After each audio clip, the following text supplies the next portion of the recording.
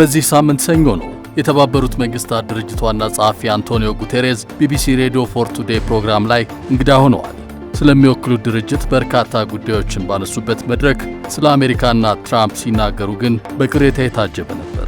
ሰውየው የሕግ የበላይነት በኃይል የበላይነት መተካት አለበት ብለው የሚያምኑ አሉ ሲሉ ተደመጡ። There are those that believe that the power of law should be replaced by the law of power. የሕግ የበላይነት በኃይል የበላይነት መተካት አለበት ብለው የሚያምኑ አሉ የሚሉት በአንድ ቀን ውስጥ በተለያዩ አወዛጋቢ ርዕሰ ጉዳዮች ከዓለም አቀፍ መገናኛ ብዙሃን ስማቸው የማይጠፋውን የአሜሪካውን ፕሬዝዳንት ዶናልድ ትራምፕን ነው።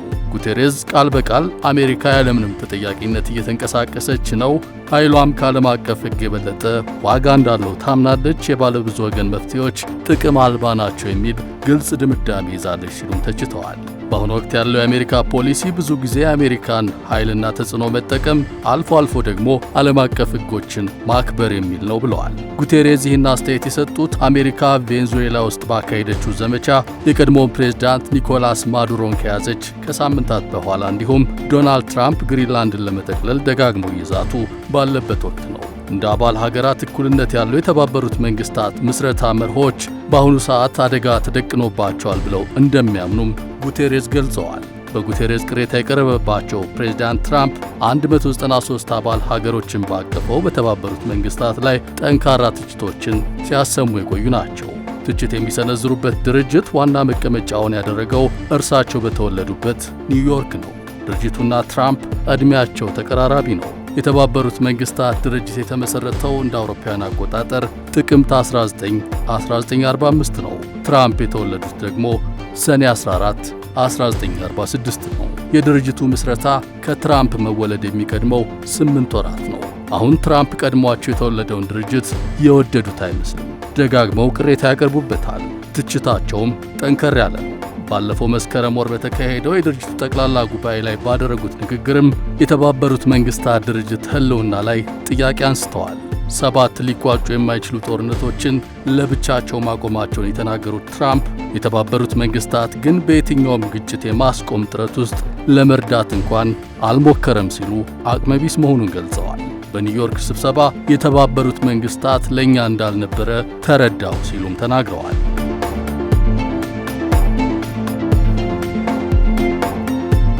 ይህ ጉዳይ ጉቴሬዝ ከቢቢሲ ጋር በነበራቸው ቃለ ምልልስ ተነስቶላቸው ነበር። ድርጅቱ ዋና ዋና ዓለም አቀፍ ግጭቶችን ለመፍታት በከፍተኛ ሁኔታ ተሳታፊ እንደነበረ በአጽንኦት ያነሱት ዋና ጸሐፊው ነገሩ ከአቅማቸው በላይ መሆኑን አልካዱም።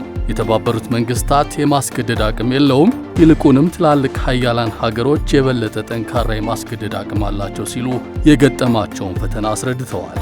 አክለውም የመንግስታቱ ድርጅት 193ቱ አባል ሀገሮች የሚገጥሟቸውን ከፍተኛ ችግሮችና ተግዳሮቶች ለመወጣት ማሻሻያ እንደሚያስፈልግ ተናግረዋል። ጉቴሬዝ ይህን ከመናገራቸው ከአንድ ቀን በፊት ፕሬዝዳንት ዶናልድ ትራምፕ በጋዛ ጉዳይ ላቋቋሙት የሰላም ቦርድ ሲሉ ለሰየሙት ቡድን መሪዎችን መሰየማቸውን ይፋ አድርገዋል። የቀድሞ የእንግሊዝ ጠቅላይ ሚኒስትር ቶኒ ብሌር የፕሬዝዳንቱ እንደራሴ ሆነው በሚመሩት ቦርድ የአሜሪካ የውጭ ጉዳይ መስሪያ ቤት ኃላፊ ማርኮ ሩቢዮ ተካተዋል። ከሁለቱ ሰዎች ዋነኛው ቶኒ ብሌር ከሙስሊም ሀገሮች ጋር ስማቸው በጥሩ የሚነሳ አይደለም።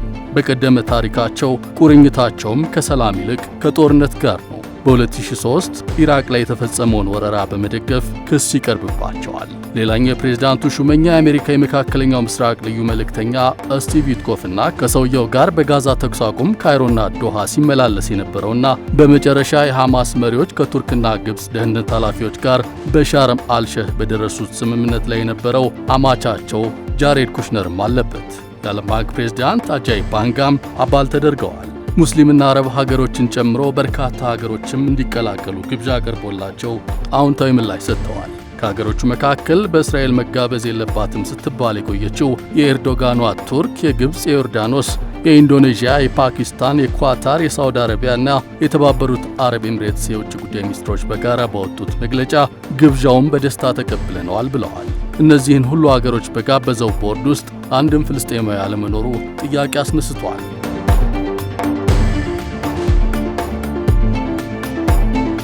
ትራምፕ ሀገሮች ይህን የጋዛ የሰላም ቦርድ ለመቀላቀል $1 ቢሊዮን እንዲከፍሉ ይፈልጋሉ ተብሏል።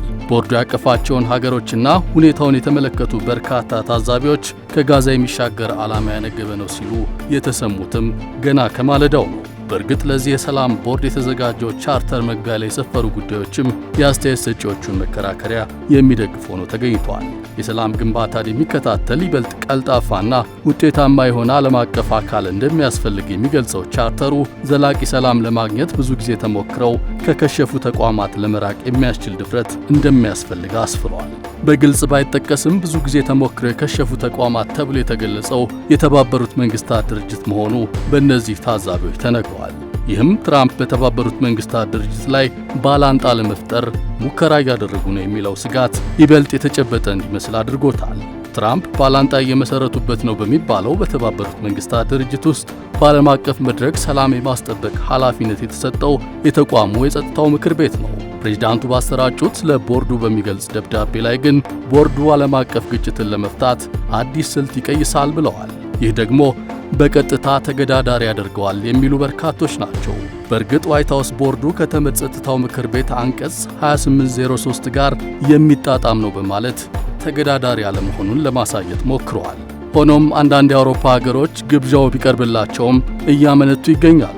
የፈረንሳዊ ዜና ወኪል አዣንስ ፍራንስ ፕሬስ የሀገሪቱ ፕሬዝዳንት ኢማኑኤል ማክሮን የቅርብ ምንጭ ነግረውኛል ብሎ እንደዘገበው የቦርዱ ቻርተር ከጋዛ የሚሻገር ነው።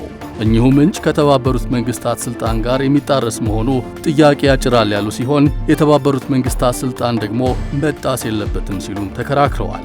ሌሎች የአውሮፓ ሀገሮች ደግሞ ግብዣውን እያጤኑት እንደሚገኙ አስታውቀዋል። የመንግስታቱን ድርጅት ተገዳዳሪ የመሰረቱ ነው በሚል ጥያቄ የሚነሳባቸው የትራምፕ አስተዳደር የአየር ንብረት ለውጥና ዲሞክራሲ ላይ የሚሰሩ ተቋማትን ጨምሮ ከ31 የመንግስታቱ ድርጅት አካል ከሆኑ ተቋማት አሜሪካ እንድትወጣ አድርጓል። ለዚህ ምክንያት አድርጎ የሚያስቀምጠው ተቋማቱ ከአሜሪካ ብሔራዊ ጥቅም ጋር በተቃራኒ ቆመዋል የሚል ነው።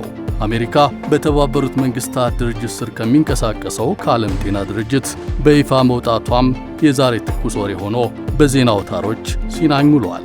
በቀጣይ ሳምንታትም የሚወጡ ሌሎች ዜናዎች ይጠበቃሉ።